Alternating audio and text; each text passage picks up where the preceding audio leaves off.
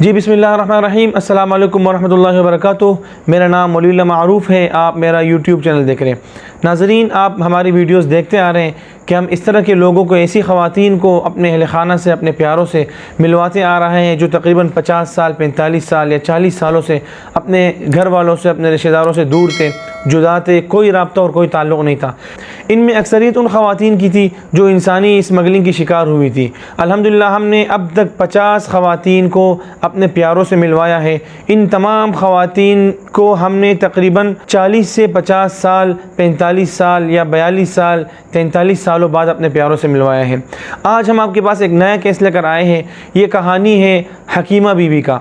हकीमा बीबी 1976 में बांग्लादेश में किसी खातून के हाथों धोखे का शिकार हुई। उस खातून ने उन्हें ढाका ले जाने का कहकर पाकिस्तान मुंतकिल कर लिया था, इंसानी स्मगलरों के हाथों बेच दिया था।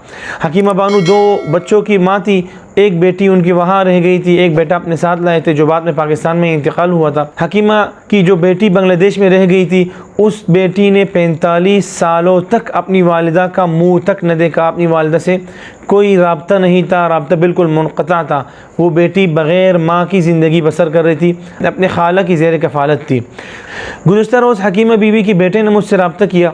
व्हाट्सएप में उन्होंने एक दर्दनाक मैसेज लिखा कि मैं कई सालों से कोशिश करता हुआ आ रहा हूँ कि अपनी वालिदा को उनके प्यारों से मिलवाऊँ। कई मरतबा हमने ख़ुतूत लिखे लेकिन कोई राब्ता नहीं हो सका। उम्मीद है कि इंशाअल्लाह ताला आप हमारी वालिदा को उनके प्यारों से मिलवाएंगे। हकीमा बीबी की तमाम तफ़सीलात लेकर हमने अपनी टीम से शेयर किए, अपने सोशल मीडिया के अकाउंट्स पर डाले, अपने फेसबुक पर शेयर किए। अल्हम्दुलिल्लाह हमारी टीम ने भरपूर मेहनत और कोशिश के साथ हकीमा बीबी के ख़ानदान का सराग लगाया।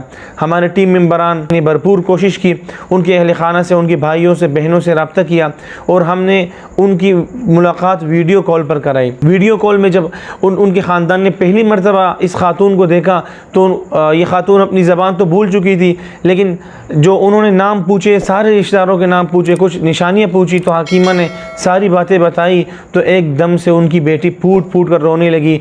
और उनकी बेटी का कहना था कि मैं अब तक ये समझ रही थी कि मेरी वालिदा दुनिया में मौजूद नहीं होगी, लेकिन आज एक मौजज़ा हो गया और मेरी माँ मुझे मिल गई है। अब मैं कब अपनी माँ से मुलाकात करूँगी। वो बेटी बांग्लादेश में अपनी माँ के लिए तड़प रही है, माँ पाकिस्तान में मौजूद है। 1976 के बाद पहली बार माँ बेटी, बहन भाइयों की मुलाकात हुई। अल्हम्दुलिल्लाह हकीमा बीबी पाकिस्तान में भी साहिब औलाद हैं, इनके यहाँ पर भी बच्चे हैं।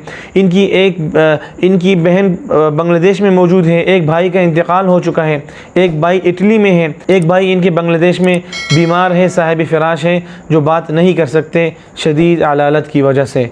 तो अल्हम्दुलिल्लाह ये हमारा 50वां कामयाब केस था। इस केस में हमने बहुत ही दर्दनाक कहानी सुनी, एक खून आशाम कहानी सुनी।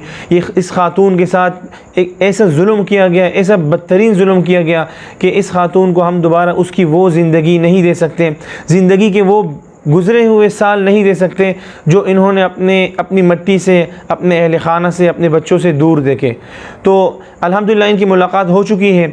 आप स्क्रीन पर इनकी वीडियोस पर देख रहे होंगे। दोनों घरानों में ईद का समा है। हकीमा बीबी के जो भाई इटली में हैं, उनके बच्चों ने वहाँ से कॉल की। उनकी बेटियाँ बड़ी हो चुकी हैं, शादीशुदा हैं, बाल बच्चों वाले हैं। उन्होंने कॉल करके, वीडियो कॉल करके अपनी फूफी से बात की, रोने लगी कि हम बचपन से अपने अब्बू से आपके बारे में सुनते आ रहे थे कि हमारी एक बहन थी, वो बिछड़ गई। आपकी कहानियाँ हमें बताती थी, हम हमेशा आपके बारे में सुनते आ रहे थे, लेकिन आज अल्लाह ताला ने हमें आपके साथ मिलवा लिया है और हमने आपका चेहरा देख लिया। तो अल्हम्दुलिल्लाह आप तमाम दोस्तों के ताउन से, सोशल मीडिया के मुस्बत इस्तेमाल से हमने एक और इंसान को अपने प्यारों के साथ निहायत ही अच्छे तरीके से मिलवा लिया। अब वो बहन, वो औरत, वो खातून, वो माँ अपने बहन भाइयों और बेटियों के साथ 45 से 46 सालों बाद राब्ते में है। इंशाअल्लाह ताला हम मज़ीद इस तरह के लोगों को अपने प्यारों के साथ मिलाते रहेंगे और उम्मीद है कि आप हमारी वीडियोस देखते रहेंगे, हमारे चैनल के साथ जुड़ते रहेंगे। इसी उम्मीद के साथ हमें इजाज़त दीजिए। अल्लाह हाफ़िज़।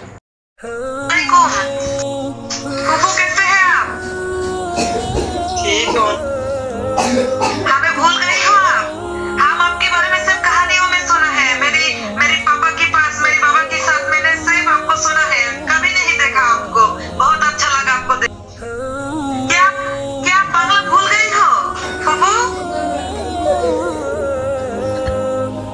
आपने फोन पे कोई बोल सकते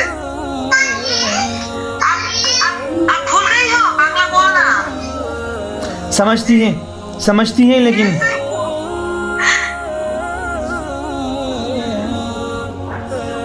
आप जानते हैं, आपको तो भाई है ना, मुर्शिद आपके भाई की बापती बेटी हूँ मैं।